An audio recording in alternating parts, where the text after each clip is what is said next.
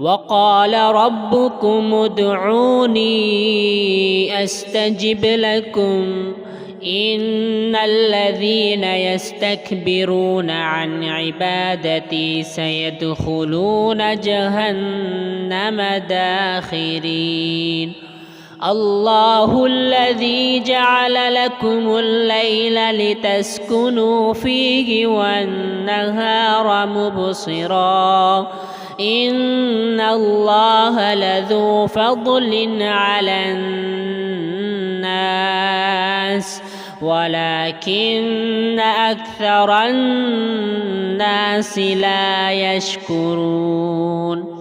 ذلكم الله ربكم خالق كل شيء لا إله إلا هو فأنى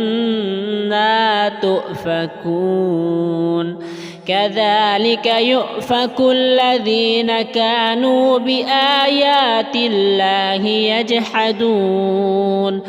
الله الذي جعل لكم الأرض قرارا والسماء بناء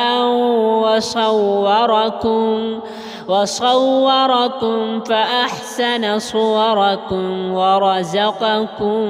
من الطيبات ذلكم الله ربكم فتبارك الله رب العالمين هو الحي لا إله إلا هو فادعوه مخلصين له الدين الحمد لله رب العالمين قل إني نهيت أن أعبد الذين تدعون من دون الله لما جاءني البينات من ربي وأمرت أن أسلم لرب العالمين هو الذي خلقكم من تراب ثم من نطفة ثم من علقة ثم يخرجكم طفلا ثم لتبلغوا